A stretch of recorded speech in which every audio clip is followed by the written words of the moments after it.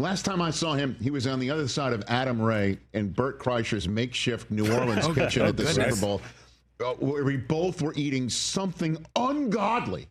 Horrible. Bert was terrible.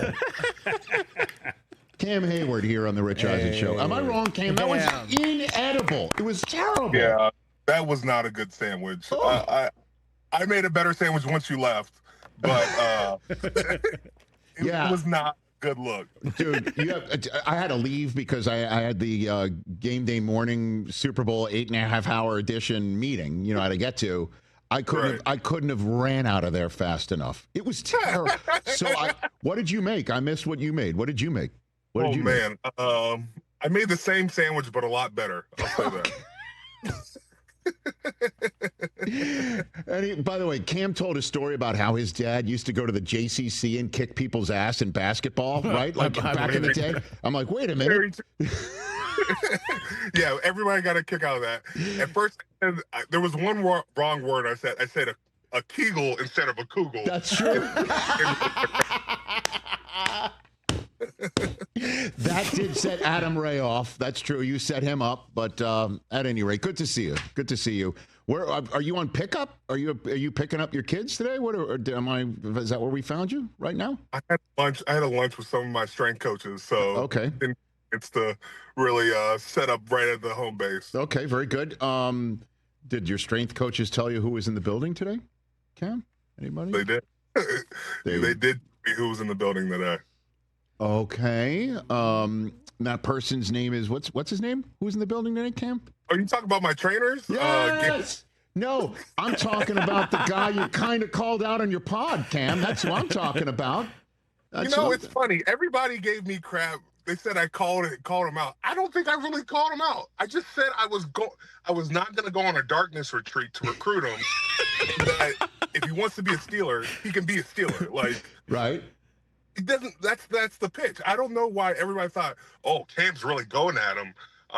And so some fans felt, oh yeah, keep doing that, and the other fans felt like, oh man, you're really going to scare him off. I'm not scaring anybody off. I just want to win games and play good football. Right, and part of that is knowing that you got a team, you got a quarterback, and you got something going on. And if your team can't build in the proper way because they're waiting on one guy because he's on, wait a minute, let me get this right, a darkness retreat, as you said, that's not calling him out at all, Cam. Not at all. I guess not.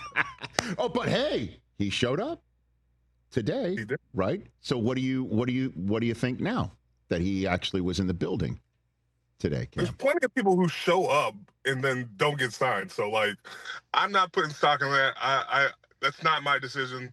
Omar, Mike T, y'all handle it out. Y'all figure it out. Okay, but and in all seriousness, and I will give you the floor on this. Guy signs, you got no problem, right? There's no problem. No. The guy signs. He's your quarterback. No, anybody who signs, I welcome to the team. I don't have an ego and think like we can't win with a guy. I get excited for our team. You bring a guy on like that, he's got a good knowledge of the game, and I think he can only help.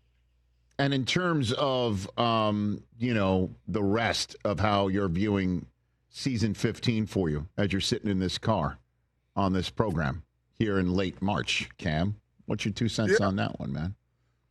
Excited. You are. This is year 15. But it's year 15 with DK Metcalf and George Pickens. A defense that should be a lot better when you add a guy like Darius Slay and Malik Harrison and Juan Thornhill, just to name a few. But I get excited about our team. I know it's a marathon, not a sprint, but you got to like the way this team is constructed and, going forward. And, of course, year 15, man, you want to talk about how things have changed for the Steelers. Trading a draft choice, A, for B, a wide receiver, and C, giving him the contract that they gave DK Metcalf. If I told you that over the first few years of the Steelers, you'd say, what team is this again, right? It's kind of different. I would have thought we were the Rams or something. Right. You can get rid of those picks pretty quickly. But, I think we're in a state of urgency. We have a lot of guys that like myself that are in the latter stages of their career, and we all want to win. It's not just enough to win a playoff game, which we haven't won in a couple years, and there's a bad taste in our mouth because of that. Urgency, if you don't mind, give me a little bit more meat on that urgency bone. What do you mean by urgency here? Urgency to win. Urgency to do it before we have multiple guys that, hang it up. You have a guy like TJ Watt. You don't just get a TJ Watt and you sit on that TJ Watt. You make sure you maximize those opportunities to win at a high level. And with Minka Fitzpatrick, all pro guys that are, soon to be Hall of Famers that we have so much respect for. We got to win now. It's not enough to look towards the future and say, oh, 2 or 3 years out, we could be very good. 2 or 3 years out, we could be a totally, completely different team. So we got to make the most of this right now. We got to be engaged in trying to win this year. And I like the way our team sets up. We add a guy like George. I mean, not George, but DK next to George.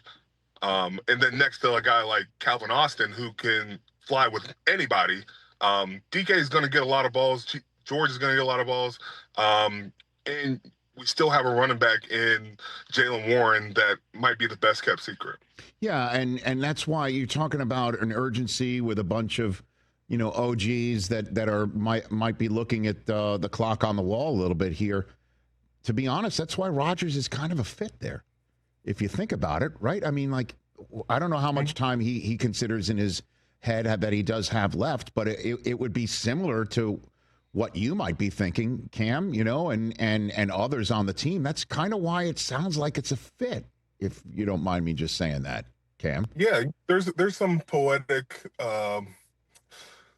moves being played. The last Super Bowl he won was against the Pittsburgh Steelers, right. And now we kind of need him to come over here and win a Super Bowl. But the thing I love that it's not just going to be one guy. There's a multitude of guys, if he does come here, that are only locked in on that. If you walk into our locker room, every guy in that room is focused on trying to win a Super Bowl. We don't go a day. We don't go a minute without talking about it. And I think you bring a guy with that, there's a level of accountability he brings and, expects from guys around him. And as a defender, we love that.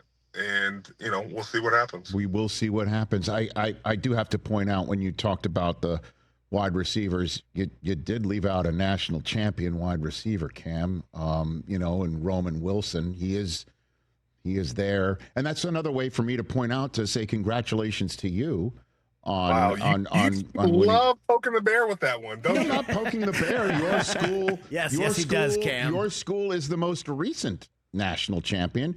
Although the most recent national champion to win their conference and be undefeated in doing is Roman Wilson's school. But he might get those wins vacated. So what are we talking about? On what you mean vacated by the National Corruption Athletic Association, Cam? That's what the West Virginia governor and Attorney General call it right there. See, it's a national. I don't know what you're talking about, Cam. I do agree with you on that. When you look at the NCAA, there's a lot of hypocrisy there. And, I was on a team that won the Sugar Bowl, which we had to vacate our national championship because guys were getting tattoos and such. Now, like, we had to get rid of Jim Tressel for that. But, like, now that's viewed as, besides the point. And we lost a good head coach because of that. I know rules change, and I know, things go on with the NCAA. It's ever-flowing. But, you just ask for everything to be fair across the board. And I kind of feel like Michigan, they went a little bit further than that. I hear you, Cam. I hear you. I see it. And it's pretty cool, though, that Justin Fields and Garrett Wilson are connected again in New York. How good do you think he can be, Cam, with this opportunity, having seen him up close and seen Well, and the neat thing is he didn't say a word. He didn't say a word in Pittsburgh. He didn't say a word in Chicago. He just keeps his head down. And I'm wondering what your perspective, having seen him up close doing his business, about what he can do in New York with Garrett Wilson and this opportunity. First of all, Justin's a class act.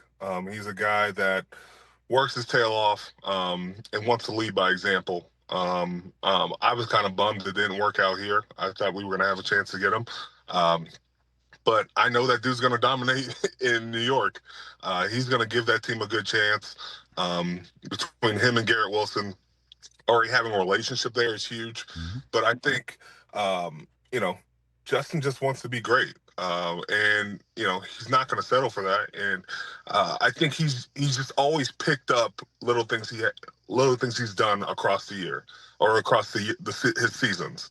And so he's learned from a guy like Russell Wilson. He's in Chicago, he learned from his times there. And I think that's just all going to lead to him being a really successful quarterback. A guy that could be an MVP down the road. Because I think Justin's just buying his time before he takes his lead by storm. Well, this is he's got a big opportunity, and again, he and Garrett Wilson back together first time. Maybe they could play like it's 2019 as the last quarterback wide receiver combination to beat Michigan back in 2019. Let's see how that would work. Cam, what? What? It's nice. What's talking facts? Is that nice? Is that what you're saying? If we want to talk facts, I never lost to Michigan, so I don't know how that feels. Yeah. Wow. Did we just lose Cam? Did wow. Did the connection get fucked? No, I think it's pretty clear. It's good. Yeah, it's pretty clear. It's great. You're the best, man. So this is part of a home and home, not just football pod. I'm coming on next week on your show, so I look forward to that. I can't wait. We got a lot to talk about. Excellent. I do look forward to that, and I will be. You want me there? You don't have to call me out. You don't have to call me out. You could just reach out, personally ask what you did, and I'll be there. You don't have to call me out or anything like that. Okay. I'll just make sure I don't make any sandwiches for you. That was so terrible. We're going to have a great time. Dude, honestly, like, we shot that, I believe, on a Friday. I think we shot it on a Friday. Sunday, yes. Game day morning, Super Sunday. I'm like thinking, what's that taste in my mouth? 48 hours later, it was that bad. That's how bad it was, Cam. It was not a good sandwich. Oh, you're being too nice. See, that's the Walter Payton man in the ear in him right there. Not just football. Sorry. I'll just say this. The only thing with that sandwich was it was right next to potato salad, and the potato salad didn't look good as well. So I think we were set up for failure. There was no measurement, by the way. None. None. When you're, baking or you're a good chef, you're particular. Right. Yeah. There was nothing. Were the raisins in the potato salad? Oh my God! There's just three. There was no measuring cup. Cam. His measuring cup was the palm of his hand. Yeah, so he cooks like he drinks. Pretty much. He kept his shirt all over on. the place. Thank God. I would never have eaten a thing he did, certainly with his shirt off. Cam, thanks again, sir. I will chat with you again next week, and good luck. Just keep calling him out. Maybe you'll get him on the signing on the dotted line, Cam. We'll see. If that's what calling out is, but okay. Thank you so much. There you go. Cam Heyward, everybody. Can't wait to be on the pod. I'll see you next week. There you go. That's Cam Heyward, the first part of a home and home. I'll be doing next week. Catch the Rich Eisen Show live weekdays from 12 to 3 p.m. Eastern on Roku Sports Channel in the U.S.